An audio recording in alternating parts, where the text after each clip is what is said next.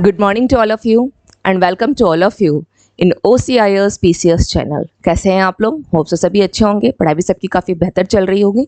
तो आज के हमारे इस करंट डिस्कस सेशन में हम देख लेते हैं कौन कौन से इंपॉर्टेंट न्यूज़ हैं, मुद्दे हैं, समाचार हैं जो आपकी एग्जामिनेशन पॉइंट ऑफ व्यू से काफ़ी महत्वपूर्ण है। इसके अलावा हम लोग मॉडर्न फैक्ट्स देखेंगे एंड एट द एंड हम लोग MCQs पर आएंगे। तो चलिए बढ़ते हैं क्लास की ओर, देखते हैं आज की क्लास का फर्स्ट इशूज़ क्या है। अफ्रीकी संघ G20 समूह में शामिल हो गया। अभी 9th और 10th सितंबर को 18वीं यानी 18th एडिशन जो है G20 की वो उसके साथ आयोजित की गई भारत के न्यू दिल्ली में। अब आपको ये ध्यान रखना है कि लास्ट ईयर की बैठक कहाँ हुई थी, वर्तमान की बैठक, और नेक्स्ट ईयर जो बैठक यानी आगामी बैठक भी G20 की कहाँ होने वाली है। मैंने क्लास में आपको रेगुलरली G20 के बारे में काफ़ी कुछ बता रखे हैं और इससे आपके प्रीलिम्स में और मेंस में दोनों में क्वेश्चंस आएंगे, इसका ध्यान रखिएगा। नाउ तो हम लोग आते हैं टॉपिक की तरफ। अफ्रीकी संघ जो है आपके G20 समूह में शामिल हो गया है इस साल, यानी भारत जो है इसकी अध्यक्षता संभाल रहा है। और कब से कब तक? 1 दिसंबर 2022 से लेकर 30 नवंबर यानी 30 नवंबर तक 2023 तक इसकी अध्यक्षता प्रेसिडेंसी किसके पास है? भारत के पास है। और इस बार इसका विषय क्या रहा है? G20 की जो अध्यक्षता भारत कर रहा है इसकी विषय क्या है? वसुधैव कुटुंबकम, यानी एक पृथ्वी, एक परिवार, एक भविष्य है। नाउ अब हम लोग थोड़ा देख लेते हैं। अफ्रीकी संघ चूंकि शामिल हुआ है G20 में। G20 जो कि आपकी 20 विकसित अर्थव्यवस्थाओं का एक समूह है, 20 जिसमें 19 आपके क्या कंट्रीज हैं और 1 यूरोपियन यूनियन। ओके, नाउ अब इसमें अफ्रीका संघ भी शामिल हो गया। थोड़ा अफ्रीका संघ को हम लोग समझ लेते हैं। अफ्रीका संघ ये क्या है? अफ्रीका महाद्वीप के जो वहाँ के 55 देशों से मिलकर बना है ये अफ्रीका संघ है। संघ है तो कितना है? इसमें 55 कंट्रीज जो है इसमें शामिल है। अफ्रीका महाद्वीप के कितने? 55 देशों से मिलकर बना है। 9 सितंबर 1999 को लीबिया में क्या हुई थी? सिरते घोषणा से क्या हो गया? अफ्रीकी संघ की स्थापना की घोषणा की गई थी। किससे? सिरते घोषणा से, लीबिया में। आपको पूरी इमेज में शो हो रहा है, देख लेंगे यहाँ पे। अब हम लोग देख लेते हैं कि इसकी स्थापना जो है 2001 में इथोपिया में क्या थी? अफ्रीकी एकता संगठन के स्थान पर की गई थी। कब की गई? ये 2001 में, लेकिन स्थापना हो गई। लेकिन इसे लॉन्च कब किया गया? 9 जुलाई 2002 को दक्षिण अफ्रीका में इसे लॉन्च किया गया था। कहाँ पर? दक्षिण अफ्रीका में। और इसे बोला जाए तो इसे संयुक्त राष्ट्र में अगर बोला जाए तो अस्थायी पर्यवेक्षक का दर्जा प्राप्त है संयुक्त राष्ट्र महासभा यानी आपके UNO में। और इसका मुख्यालय कहाँ है? अदीस अबाबा जो कि कहाँ है? आपके इथोपिया में स्थित है। इसकी अगर बात की जाए भाषाओं में तो कौन सी भाषा का प्रयोग कर रहा है? किस्वाली। जो अफ्रीकी संघ की भाषा क्या है? किस्वाली अफ्रीकी संघ की भाषा है। उसी भाषाओं में से मतलब जो अगर पूरे बात एक लैंग्वेज होती है अफ्रीका की, उन्हीं किस्वाली भाषा जो है वो अफ्रीकी महासंघ की भाषाओं में से एक है। और इसके अगर बोला जाए कि इसके अध्यक्ष कौन है, इसके वर्तमान के अध्यक्ष कौन है, तो कौन है? इसके अध्यक्ष हैं आपके अजाली असोमानी। अब आप लोग यहाँ पर देख रहे हैं इथोपिया हो गया, ये पूरा आपको यहाँ शो हो रहा है इथोपिया। ये चलिए इसको थोड़ा सा और हम लोग मैप में समझ लेते हैं, क्योंकि क्या बोला गया है कि अफ्रीकी संघ जो है ये 55 देशों से मिलकर बना है। देखिए क्लास में इस तरह से एकदम बिल्कुल ध्यान दीजिएगा कि आधी से ज़्यादा चीज़ें 60% आप क्लास में ही कवर कर ले, रेस्ट ऑफ 40% के लिए आपको रिविजन करना है। तो ये अब आप देख रहे हैं यहाँ पर, ये रहा आपका इथोपिया। अगर हम इमेज में लोकेट करें तो ये रहा आपका इथोपिया, ठीक है? इथोपिया है तो इसकी अदीस अबाबा इसकी। चलिए अब हम लोग यहाँ पर देखते हैं अपार्ट फ्रॉम दैट, यानी इस न्यूज़ से दूसरी न्यूज़ जो इंपॉर्टेंट और भी बनती है। जैसे यहाँ पर अगर बोला जाता है कि हॉर्न ऑन अफ्रीका है ना, हॉर्न ऑफ अफ्रीका किसे बोला जाता है? तो इन चार को आपको ये सिंह के समान दिखाई देता है। हॉर्न का मतलब क्या होता है? सिंह होता है, जो आपकी ज्योग्राफी का एक क्वेश्चन भी बनता है। तो ये रहा आपके एडिशनल फैक्ट्स में, एडिशनल पॉइंट्स में आप दे सकते हैं। इरिट्रिया, ये आप इमेज में यहाँ देख रहे हैं, इरिट्रिया हो गया, इथोपिया हो गया, जिबूती एंड सोमालिया, ये चार को बोला जाता है horn of Africa. Horn of Africa में कौन कौन शामिल है? Eritrea, Ethiopia, Djibouti and Somalia हो गया। अब अफ्रीका से रिलेटेड और क्या एक न्यूज़ है जो हम लोगों ने अभी रेगुलर देखा है, वो है गैबॉन। ये गैबॉन आपको लोकेट हो रहा है। गैबॉन यहाँ पर क्या हो गया था? तख्ता पलट के द्वारा यहाँ पर प्रधानमंत्री जो के चेंज किए गए थे।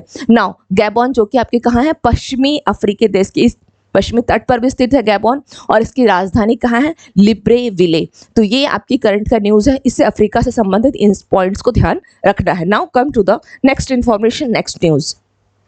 आंध्र प्रदेश के पूर्व मुख्यमंत्री को भ्रष्टाचार के आरोप में गिरफ्तार किया गया है। आपको इमेज से समझ में आ रहा होगा कि इमेज किनकी है? आंध्र प्रदेश के पूर्व मुख्यमंत्री कौन है? आंध्र प्रदेश के पूर्व मुख्यमंत्री कौन है? किनकी इमेज थी यह? तो यह है चंद्रबाबू नायडू की। एन चंद्रबाबू नायडू को भ्रष्टाचार के आरोप में क्या किया है, गिरफ्तार कर दिया। अब किस पार्टी से है, तेलुगु देशम पार्टी से। इनका संबंध किस पार्टी से रहा है, तेलुगु देशम पार्टी से। और कितने करोड़ का, एक्चुअली कौशल विकास निगम जो है, कौशल विकास निगम में ही करीब 317 करोड़ के कथित एक ऐसा मतलब आरोप इन पे लगाया गया, घोटाले के सिलसिले में इनको गिरफ्तार किया गया है। अगर बोला जाए कि जो आपका आंध्र प्रदेश राज्य कौशल विकास निगम, इसकी स्थापना 2014 से लेकर 2019 के बीच में के जो टीडीपी का कार्यकाल था, यानी तेलुगु देशम पार्टी का जो कार्यकाल रहा है, उसी के दौरान युवाओं को कौशल प्रशिक्षण प्रदान करने के लिए की गई थी इसकी स्थापना। और अगर बात की जाए वर्तमान में आंध्र प्रदेश, क्योंकि ये कौन है, पूर्व मुख्यमंत्री है, वर्तमान में आंध्र प्रदेश के मुख्यमंत्री कौन है, जगनमोहन रेड्डी। कौन है, जगनमोहन रेड्डी। कौन है आपके, जगनमोहन रेड्डी। नाउ, और ये किस पार्टी से संबंधित है, तो यह आपके YSR, किस पार्टी से संबंधित है, यह YSR कांग्रेस पार्टी के संस्थापक और अध्यक्ष हैं जगनमोहन रेड्डी। पूर्व मुख्यमंत्री कौन रहे, एन चंद्रबाबू नायडू। चलिए नेक्स्ट देख लेते हैं। वरुण अभ्यास 2023 के 21वें संस्करण का दूसरा चरण अरब सागर में आयोजित किया गया। किसका बोल रहा है, ये दूसरा चरण बोल रहा है, किसका, वरुण अभ्यास। और वरुण अभ्यास में शामिल कौन कौन है, आपके भारत और फ्रांस जो है, इन दोनों के बीच में जो अभ्यास होती है, इसको क्या बोला गया, किस नाम से जाना गया है, वरुण अभ्यास। कौन सा संस्करण था, 21वां का दूसरा था ये। इससे पहले अगर बोला जाए तो कहाँ हुआ था, इसका पहले जनवरी में हुआ है और भारत के पश्चिमी तट पर हुआ है। इससे पहले का जो संस्करण है आप देख सकते हैं यहाँ पर अरब सागर में आयोजित हुआ है, वह भी भारत के पश्चिमी तट पे ही आयोजित हुआ है। ये क्योंकि 21वां संस्करण का दूसरा है और 21वां संस्करण का ही पहला जो आपके आई थिंक जनवरी के 13 से 16 या कुछ ऐसे जनवरी, लेकिन जनवरी में हुआ था, डेट एग्जैक्टली मुझे ध्यान नहीं है, जनवरी में ही आयोजित की गई थी। वो उसका पहला था, फर्स्ट स्टेज था जो भारत के पश्चिमी तट पर हुआ है। अब मैंने आपको बताया कि कौन कौन वरुण अभ्यास में कौन है, भारत और फ्रांस, ये ध्यान रखना है। किस किस 25वें वर्ष का प्रतीक है, इस बार जो 21वां संस्करण हुआ है वो उसके 25 साल हो गए भारत और फ्रांस के, उसका यह प्रतीक है। एक्चुअली क्या हुआ था, भारत और फ्रांसीसी के बीच जो दो पक्षीय सैनिक बोल सकते हैं या नौसैनिक अभ्यास जो है, ये शुरू कब हुआ था, 1993 में शुरू हुआ था और ये अभी क्या है, 25वां। तभी तो अगर आप काउंट करेंगे तो कौन सा हो जाएगा, 25वां प्रतीक आप बोल सकते हैं, 25वें वर्ष का प्रतीक हो गया है ना। और ये कब से आरंभ हुआ था, या इसको वरुण नाम कब दिया गया, 2000 में इस अभ्यास को वरुण नाम दिया गया था, 2001 में। नाउ अब हम लोग देख लेते हैं नेक्स्ट न्यूज क्या है। होराइजन यूरोप अनुसंधान निधि योजना में यूके फिर से शामिल हो गया। किसमें, होराइजन यूरोप। आप यहाँ पे पूरा एक इमेज देख रहे हैं, यहाँ पे यूरोप का ये इसका यूरोप का जो आपका इमेज हो गया, आप देख रहे हैं यहाँ पर अनुसंधान में यूके, यहाँ पर यूके की इमेज आपको शो हो रही है, पूरा यूरोप तो नहीं है, यूके का इमेज है ये। Okay, the United kingdom, UK की इमेज आ गई, यहाँ पे स्कॉटलैंड है, इंग्लैंड हो गया। तो ये इस इमेज में अब क्या बोला गया है कि यूके शामिल हुआ है ना, यूके फिर से शामिल हो गया है होराइजन यूरोप पे। तो देख लेते हैं कितने डॉलर की इस अनुसंधान जो ये जो बोला जा रहा है कि यह जो अनुसंधान योजना है आपका, अनुसंधान निधि योजना, ये करीब 97 बिलियन डॉलर की है, 97 बिलियन डॉलर की है और यूके इसमें फिर से शामिल हो गया है। तो ब्रिटेन के वैज्ञानिकों को अब वित्त पोषण के लिए क्या है, एक महत्वपूर्ण स्रोत जो है उसकी पहुंच की प्राप्ति हो जाएगी। क्यों, क्योंकि अगर आप देखेंगे यह जो आपका होराइजन यूरोप है अनुसंधान निधि योजना, यह करीब करीब आपके 97 बिलियन का है और इसमें क्या होगा, यूके अगर शामिल हो गया है तो जाहिर सी बात है कि उसे क्या हो जाएगी, उसे फिर से आप देखेंगे तो एक वित्त पोषण का महत्वपूर्ण स्रोत उसे भी मिल जाएगा। बस इतना ही ध्यान रखना कि होराइजन यूरोप जो अनुसंधान निधि योजना है यह 97 बिलियन डॉलर का है और इसमें यूरोप भी शामिल हो गया है। तो इससे उसको फायदा क्या होगा कि वित्त पोषण के एक महत्वपूर्ण स्रोत तक उसकी पहुंच की प्राप्ति हो जाएगी। अगर बात की जाए, क्योंकि यूके क्या किया था, यह तो ब्रिटेन जो है आपका अलग हो गया था। किसे, ब्रिटेन ने शुरुआत क्या की थी 2022 में, शुरुआत में इसने क्या किया था, यूके को छोड़ दिया था, ब्रेक्जिट कहलाया था। तभी अब ब्रिटेन के हटने से क्या हो गया था, यह ब्रेक्जिट कहलाने लगा था, क्योंकि यूरोपियन यूनियन में आपके कितने कंट्रीज थे, 28 कंट्रीज यूरोपियन यूनियन में, लेकिन अभी कितने हैं, 27 कंट्रीज है। इसको ध्यान रखिएगा कि यूरोपियन यूनियन से जो है ब्रिटेन अलग हो गया था, इसके कारण वह ब्रेक्जिट कहलाया था। ब्रिटेन के अलग होने से ब्रेक्जिट हो गया। अभी अब उसमें कितने यूरोपियन यूनियन में 27 कंट्रीज हैं, जो कि पहले कितने थे, 28 कंट्रीज उसमें होते थे। नाउ अब हम लोग देखते हैं कि आखिर होराइजन आपका जो है बोला जाए कि होराइजन यूरोपीय संघ जो है क्या है, वो किससे संबंधित है। तो होराइजन यूरोपीय संघ यानी EU और संबंधित गैर EU जो इससे संबंधित नहीं है, गैर EU देशों में क्या करता है, व्यक्तिगत जो शोध करता है, रिसर्चर्स है और उनकी सीमा पार जो वैज्ञानिक सेवा दे रहे हैं, सीमा पार जो भी वैज्ञानिक या साइंटिस्ट हैं, उन संघों को यह क्या करता है, वित्त पोषित करता है। होराइजन क्या करता है, ओवरऑल यह वित्त पोषित करता है। जो EU से संबंधित है उनके लिए भी, जो गैर EU से संबंधित वैसे व्यक्तिगत शोध करता है, पर्सनल बोला जाए तो। और किसके लिए, जो वैज्ञानिक आपके किससे हैं, संघों, वैज्ञानिक संघों को यह वित्त पोषित करता है। इसके लिए क्या किया, ब्रिटेन ने भी क्या किया, इसमें शामिल हो गया कि चलो थोड़ा सा धन हमें भी मिलेगा इसका, क्योंकि 97 बिलियन डॉलर काफी होते हैं, है ना। और अंतर्राष्ट्रीय सहयोग में शामिल होने के अवसर के बदले में योजना जो है भुगतान कर रही है। नाउ नेक्स्ट देख लेते हैं क्या है, भारतीय स्टेट बैंक के द्वारा, भारतीय स्टेट बैंक यानी क्या हो गया, SBI के द्वारा, आपको इमेज में भी शो हो रहा है SBI, रुपए NCMC प्रीपेड कार्ड को लॉन्च किया गया है। नेशनल कॉमन क्या हो जाएगा, ये मोबाइल कोड, NCMC प्रीपेड। देख लेते हैं क्या है, नेशनल कॉमन क्या होता है, mobility card, NCMC national Common Mobility card.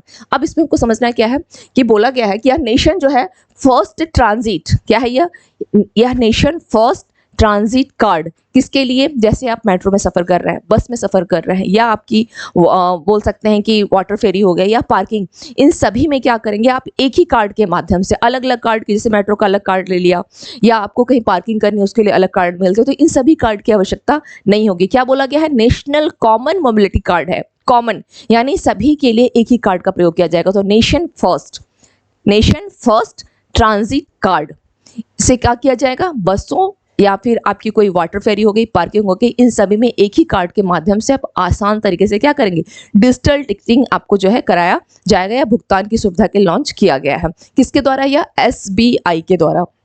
इसके अलावा व्यक्ति अगर खुदरा या फिर आप बोल सकते हैं कोई ई कॉमर्स अगर भुगतान करने के लिए भी आप इस कार्ड का यूज कर सकते हैं, NCMC कार्ड का यूज कर सकते हैं। इसका फुल फॉर्म ध्यान रखिएगा। और अगर बोला जाए कि किसके लिए, तो नेशन फर्स्ट कार्ड जो है, नेशन फर्स्ट ट्रांजिट कार्ड, इस कार्ड का संचालन कौन कर रहा है, तो NCMC के द्वारा ही इसका संचालन किया जा रहा है, नेशनल कॉमन मोबिलिटी कार्ड के द्वारा। Now come to the next news. Swachh Vayu सर्वेक्षण 2023 में मिलियन से अधिक आबादी वाले शहरों में क्या किया गया है, इंदौर जो है प्रथम स्थान पर है। किसमें, वेरी वेरी इंपॉर्टेंट न्यूज है, स्वच्छ वायु सर्वे किया गया था 2023 में, मिलियन से अधिक यानी लाखों, अगर बात की जाए 10 लाख से अधिक, मिलियन का मतलब क्या हो गया, 10 लाख से अधिक जहां पे आबादी है, उस आबादी वाले शहरों में इंदौर जो है पहले स्थान पे है ना। यानी मोस्ट ऑफ द क्या करना चाहिए, माइग्रेट हो जाना चाहिए, क्योंकि सबसे प्रदूषित क्या है, दिल्ली है। सबसे प्रदूषित, दुनिया का सबसे प्रदूषित शहर कौन सा है, दिल्ली है। तो दिल्ली के आधे से अधिक लोगों को इंदौर माइग्रेट होना चाहिए, तो वो भी क्या हो जाएगा, फिर वहां पे भी प्रदूषण फैलना शुरू हो जाएगा, है ना। नाउ अब तो ये तो हो गई 10 लाख से अधिक आबादी वाले, लेकिन अगर बात की जाए कि 3 लाख से 10 लाख की आबादी में कौन है सेकंड पोजीशन पर, तो वह है आपका अमरावती। अमरावती सेकंड पोजीशन पर है, अमरावती। नाउ थोड़ा इसे जरूर ध्यान रखिएगा। दूसरी श्रेणी में जो 3 से 10 लाख आबादी, उसमें अमरावती जो है, अमरावती दूसरी श्रेणी में, सेकंड स्टेज, क्योंकि 10 लाख से तो हो गया आपका इंदौर हो गया, दूसरी श्रेणी में आपके कौन, 3 से 10 लाख में कौन सा आ गया, अमरावती पहले स्थान पे आ जाएगा। फिर 3 लाख से कम की आबादी जो कि आपकी थर्ड स्टेज है, उसके लिए परवाणु पहले स्थान पर है। स्वच्छ वायु सर्वेक्षण 2023 जो है केंद्रीय नियंत्रण प्रदूषण, किसके द्वारा, केंद्रीय प्रदूषण नियंत्रण बोर्ड के द्वारा यह आयोजित किया गया था।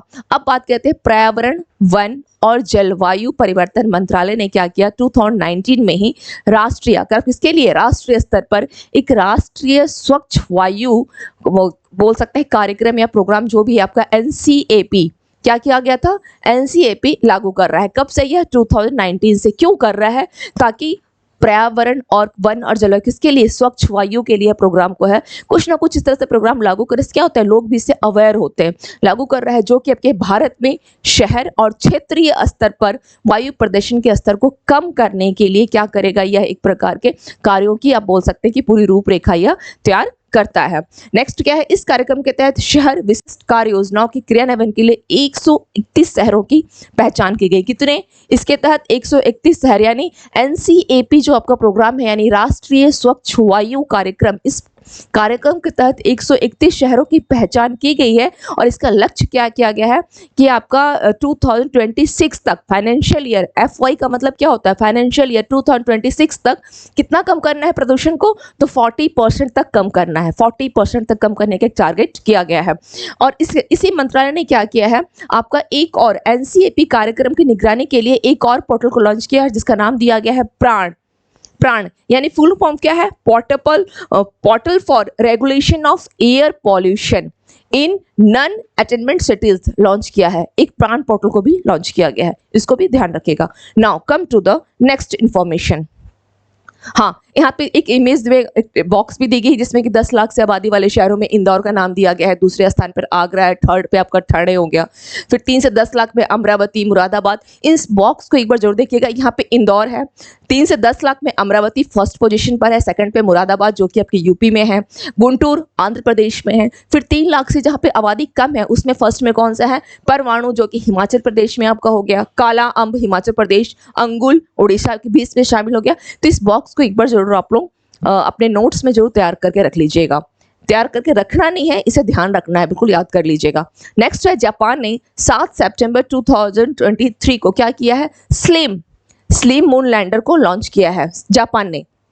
जापान ने ऐसा क्यों किया, क्योंकि अब वो भी क्या चाह रहा है, भारत क्या है, दक्षिण ध्रुव पे पहुंचने वाला आपका प्रथम कंट्री है दक्षिणी ध्रुव पर, लेकिन अगर चांद की बात की जाए तो उस पर यह फोर्थ कंट्री है। चांद की सतह पे अगर बात की जाए तो फोर्थ कंट्री है, लेकिन साउथ पोल पर दक्षिणी ध्रुव पे पहुंचने की बात की जाए तो भारत आपको फर्स्ट कंट्री आता। तो जापान भी क्या कर रहा है, वो भी चांद पे पहुंचने की तैयारी के दौरान ये भी चाहता है कि मैं 5वां देश बन जाऊं। उसका लक्ष्य क्या है कि चंद्रमा की सतह पर सॉफ्ट लैंडिंग करने वाला वो 5वां देश बन जाए। अब हम लोग देख लेते हैं जापान ने क्या किया है।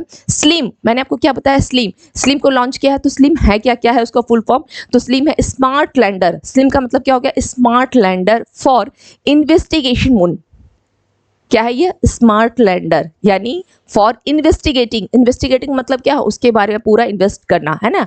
तो क्या इन्वेस्ट करना यानी निवेश करना नहीं है, पूरा उसकी जानकारी लेना है। Investigating moon, smart landing for investigating moon, ये ध्यान रखिएगा। स्लिम इसने लॉन्च किया है। किस रॉकेट के द्वारा जापान ने ऐसा किया है, तो H2A रॉकेट का यूज उसके जरिए इसने स्लिम को लॉन्च किया है। लक्ष्य क्या है कि चंद्रमा की सतह पर सॉफ्ट लैंडिंग करने वाला ये 5वां देश बनना चाहता है। अब हम लोग बात कर लेते हैं कि आखिर ये स्लिम क्या है। तो यह क्या है, एक हल्का और छोटा अंतरिक्ष यान है। क्या है, हल्का और छोटा अंतरिक्ष यान है, जिसे क्या बोला जाएगा, मित्सुबिशी द्वारा, किसके द्वारा, मित्सुबिशी इलेक्ट्रिक के द्वारा इसको विकसित किया गया है। लैंडिंग स्थान की पहचान करने और सतह पर बाधाओं से बचने के लिए दृष्टि आधारित नेविगेशन का उपयोग कर रहा है। 23 अगस्त को भारत क्या है, 23 अगस्त को भारत जो है चंद्रयान 3 मिशन का क्या किया था। 23 अगस्त को भारत ने चंद्रयान 3 मिशन को चंद्रमा की सतह पर क्या किया था, सॉफ्ट लैंडिंग इसने करवाया था। सॉफ्ट लैंड हुआ था 23 अगस्त को, हमेशा ध्यान रखिएगा। चंद्रयान 3 कब हुआ है, 23 अगस्त को। नेक्स्ट क्या है, और भारत ऐसा करने वाला चौथा देश बन गया है। भारत ऐसा करने वाला चौथा देश, ये तो हम लोग आए दिन न्यूज में पढ़ रहे हैं। नाउ जापान की इमेज वगैरह आप लोग देख सकते हैं, एक बार जापान की इमेज में देख लीजिए। Now come to the next news. Next information क्या है देख लेते हैं। सलेम साबूदाना को जीआई टैग दिया गया है, और सलेम साबूदाना कहाँ की है, यह तमिलनाडु की है। कहाँ की है, तमिलनाडु की है। तमिलनाडु का सलेम जिला साबूदाने के लिए प्रसिद्ध है, और उत्पादन जो है सबसे पहले कहाँ किया गया था, सलेम जिले में किया गया था, जो भारत में साबूदाना उत्पादन का मुख्य केंद्र था। और जुलाई 2023 में तमिलनाडु के 3 जो प्रसिद्ध अन्य उत्पादन को जीआई टैग दिया गया है। कौन कौन से हैं वो, जडेरी नमकट्टी, कनिनिया कुमारी मेट्टी केला, चेदी बुडा साड़ी को जीआई टैग दिया गया था जुलाई में। Now come to the next information. Mexico के सुप्रीम कोर्ट ने पूरे देश में क्या किया है, गर्भपात को अपराध की श्रेणी से बाहर कर दिया, यानी इसको वैध करार कर दिया गया है। गर्भपात को दंडित करने वाली जो व्यवस्था है उसे क्या बोला गया है, असंवैधानिक है, क्योंकि यह महिलाओं की क्या करती है, मानव अधिकारों का उल्लंघन कर रही है, इसलिए इसको असंवैधानिक बताया गया है। और अदालत ने फैसला क्या सुना है कि भारतीय जो आपका जो संघीय, भारतीय तो ये संघीय दंड संहिता का गर्भपात क्या है, गैर कानूनी घोषित करने वाला हिस्सा क्या है, गैर कानूनी घोषित करने वाला हिस्सा अब प्रभावी नहीं है। यानी नए फैसले ने क्या किया, 32 राज्यों में गर्भपात को वैध बना दिया। मैक्सिको के किसने, इस नए फैसले ने 32 राज्यों के गर्भपात को इसने वैध बना दिया है मैक्सिको का। Now come to the next. हाँ, अब हम लोग आते हैं आज के रिवीजन पे, देख लेते हैं क्या क्या पॉइंट्स है। सरयू में अयोध्या जटायु क्रूज जो है वो सेवा शुरू की गई है। गुप्तार घाट से, कहां से किया गया, गुप्तार घाट से यह आरंभ किया गया है, कहां पर, सरयू में। नेक्स्ट है भारतीय रेलवे के गति शक्ति विश्वविद्यालय यानी जीएसवी बड़ोदरा और किसके बीच में, तो एयरबेस के बीच में समझौता पर हस्ताक्षर किया गया है। नेक्स्ट है ग्लोबल फिनटेक फेस्ट 2023 को मुंबई में वित्त राज्य मंत्री कौन है, डॉक्टर भागवत किशन राव कराड़ ने संबोधित किया है। किसने किया है, डॉक्टर भागवत किशन राव ने। नेक्स्ट है प्रसिद्ध हिंदुस्तानी गायिका मालिनी राजूरकर का निधन हो गया, जो कि आपके ग्वालियर घराने से संबंधित रही थी। ख्याल और टप्पा शैली से जुड़ी हुई थी, ख्याल और टप्पा शैली से। पीएम मोदी ने 7 सितंबर 2003 को इंडोनेशिया के जकार्ता में 20वां आसियान शिखर सम्मेलन को इन्होंने संबोधित किया है और 18वां पूर्वी एशिया शिखर सम्मेलन, 18वां कौन सा है, दक्षिण पूर्वी एशिया शिखर सम्मेलन को इन्होंने संबोधित किया है, जो कि आपके आसियान शिखर सम्मेलन के बाद आयोजित की जाती है। और आसियान का एस्टेब्लिश कब हुआ था, 8 अगस्त 1967 को, और इसमें आपके टोटल कितने हैं, 10 कंट्रीज इसमें शामिल हैं, भारत इसका सदस्य नहीं है। नेक्स्ट है, उत्तर कोरिया ने अपनी पहली ऑपरेशनल टेक्निकल परमाणु, क्या है, टेक्निकल परमाणु हमला पनडुब्बी, यानी आप बोल सकते हैं न्यूक्लियर अटैक सबमरीन को इसने लॉन्च किया है उत्तर कोरिया ने, जिसके साथ इसका राज्य किसके साथ, जो देश है किस देश के साथ सीमा साझा करता है, तो आपका चाइना हो गया, रशिया हो गया एंड दक्षिण कोरिया हो गया। किम जोन इसका क्या हो गया, सर्वोच्च नेता है उत्तर कोरिया का। Now come to the next, Bharat के अपनी तरह के पहले भूमिगत ट्रांसफार्मर का कहाँ किया गया है, बेंगलुरु में के मलेश्वरम में इसका उद्घाटन किया गया है, जो कि आपकी जमीन से 10 फुट नीचे, क्योंकि भूमिगत है तो 10 फीट ये नीचे है।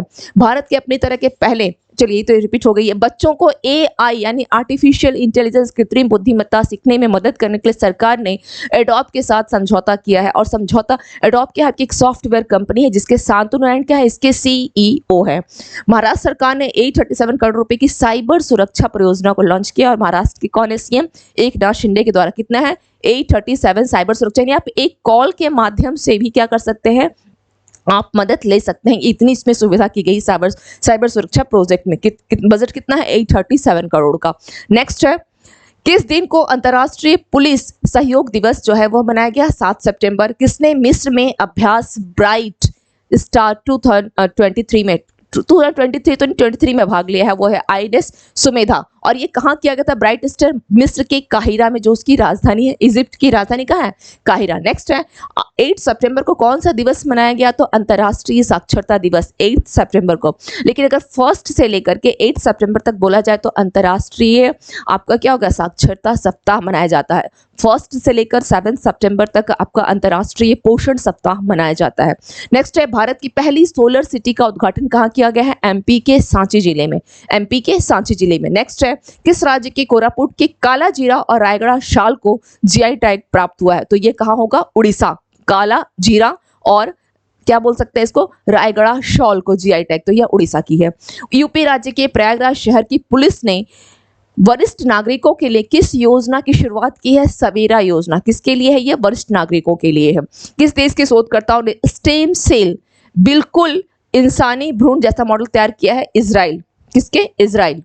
नेक्स्ट है, फैशन ब्रांड है एक डब्लू, जिसको भले बॉयज़ को पता हो ना, लेकिन सभी गर्ल्स को इसके जानकारी जरूर होगी। डब्लू क्या है, एक फैशन ब्रांड है जो किस अभिनेत्री की ब्रांड बनाया गया है, इनको किस अभिनेत्री को ब्रांड एम्बेसडर बनाया गया है डब्लू का, तो वह है आपकी अनुष्का शर्मा को बनाया गया है।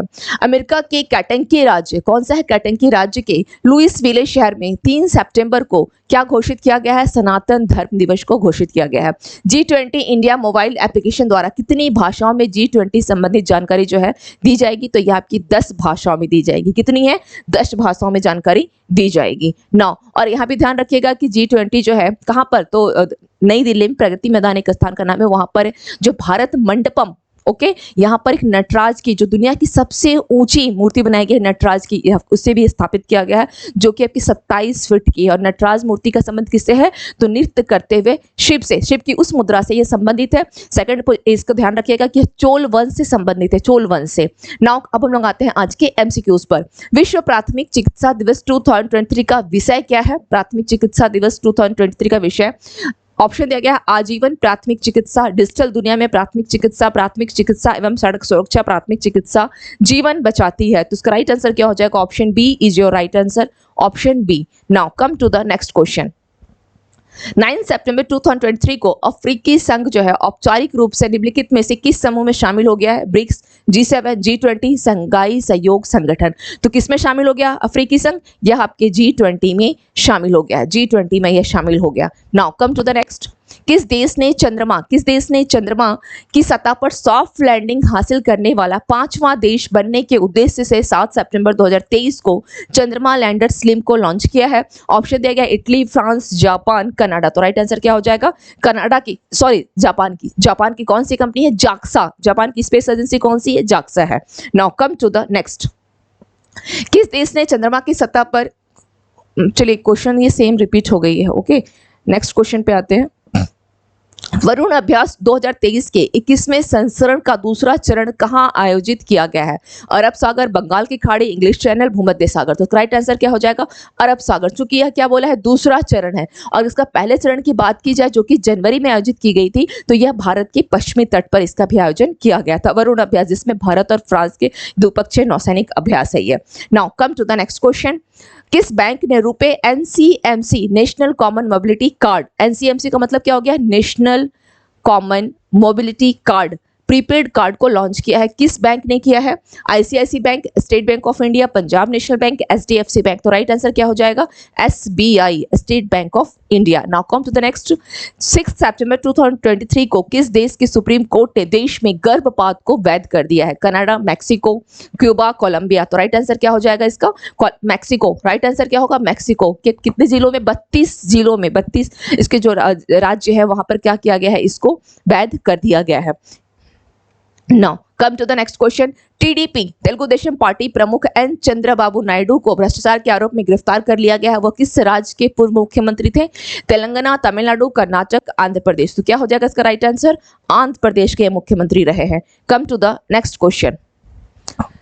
7 सितंबर को किस देश ने घोषणा की है कि वह यूरोपीय संघ के कितने बिलियन, 95 बिलियन अनुसंधान वित्त पोषण कार्यक्रम होराइजन यूरोप में फिर से शामिल होगा? यूएसए, यूके, रूस, यूक्रेन। तो क्या होगा? यूके। राइट आंसर क्या हो जाएगा? UK. Now come to the next. चलिए, तो आज की क्लास के क्वेश्चंस जो हैं वो हम लोगों ने देख लिए।